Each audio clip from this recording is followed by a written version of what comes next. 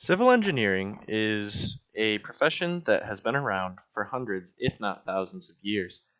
It has been recognized since the 1800s and has required that you now get a license. But in this time, there were people who shaped the world that we live in today and made structures that we still use and still benefit society even hundreds of years later. One of the men that we have to thank for this is Gustave Eiffel. This slide has Gustave Eiffel's life laid out from the beginning to the end and has all dates and projects in between. In the beginning, Gustave was born in Dijon, France on December 15, 1832. From there, he went on to graduate from École Centrale des Arts et Manufactures in 1855 with a degree in engineering. His specialization was mostly in metal construction, and it focused on the manufacturing of bridges. Gustave exploded onto the engineering scene after graduating in 1855, as people saw his expertise and wanted him on projects. Within 3 years, he was overseeing projects. He started his career working on mostly bridges, and his first bridge was a footbridge located in Bordeaux, France. This footbridge still stands today and services many. Gustave Eiffel was also a bit of an entrepreneur. By 1866, which was just 11 years after graduation, Gustave had started up his own contracting company. He began directing projects as the head of the Société des Établissements Eiffel, and this organization still exists today, aptly named Eiffel.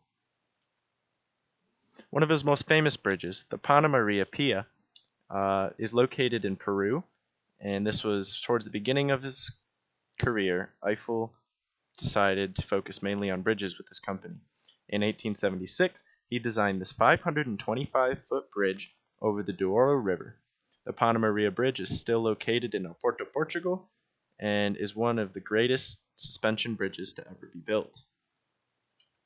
Taking from that design, Gustave went on to build the Garabit Viaduct in 1880. This bridge spanned 540 feet and was 400 feet above the water, which smashed records for years to come. This bridge is located in Truyère, France, and can still be seen today.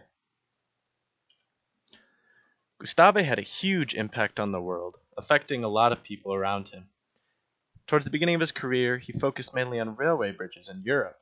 However, as he expanded and his reputation increased, his clientele also expanded across the world. He had engineering influence in the United States, Spain, Brazil, Uruguay, Peru, Mexico, and Chile.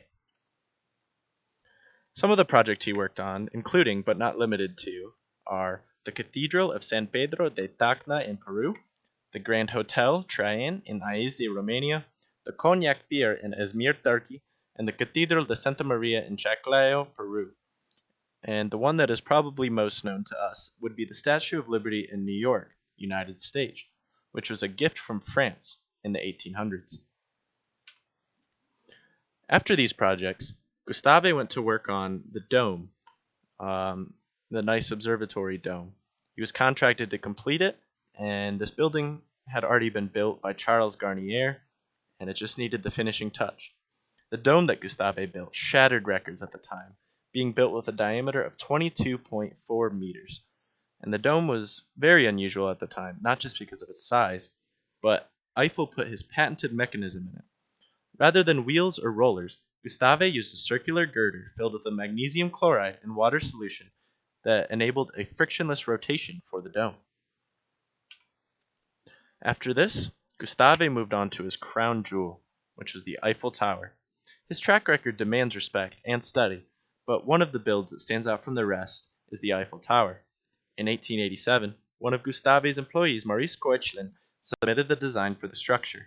This contest was for the opening piece in the 1889 World Fair design located in France. This submission was selected, and Gustave, along with Maurice Koechlin, fine-tuned the project. Once the project was complete, it took 2 years, 2.5 million rivets, and 18,000 other parts in order to be made. The effectiveness of this tower against the wind was a testament to Eiffel's newfound hobby, aerodynamics.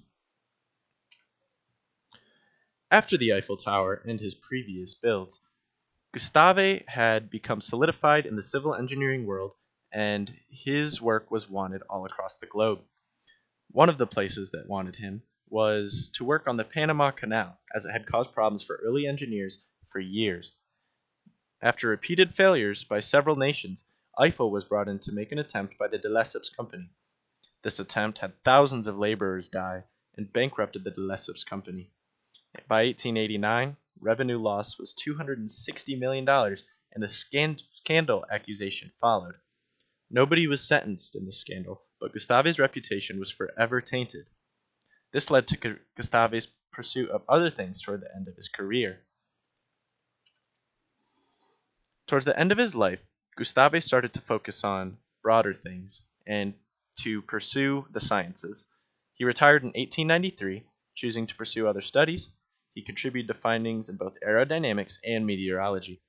This was the only way he was able to save the Eiffel Tower, as many people in France saw it as an eyesore, and they didn't like the tall structure and the building contrast with the rest of the city. Eiffel's plea to keep the Eiffel Tower up was that he could use the modern marvel to further research, as it was the tallest structure in the world. The realization saved the tower and ended up allowing Gustave to make advancements in physics, meteorology, and aerospace technology that still benefit us today. Towards the end of his life, his focus had moved on from engineering, and he was working on projects that he wanted to in his pursuit of knowledge. He created 2 wind tunnels in France, one under the Eiffel Tower and one which is still functioning in France. His later research is often forgotten in respect to his earlier accomplishments as a civil engineer. However, we must thank Gustave for the life he dedicated to the furthering of science. Gustave Eiffel lived a full life from December 15, 1832 to December 28, 1923, leaving a legacy that few civil engineers will ever come close to. Any questions? Thank you.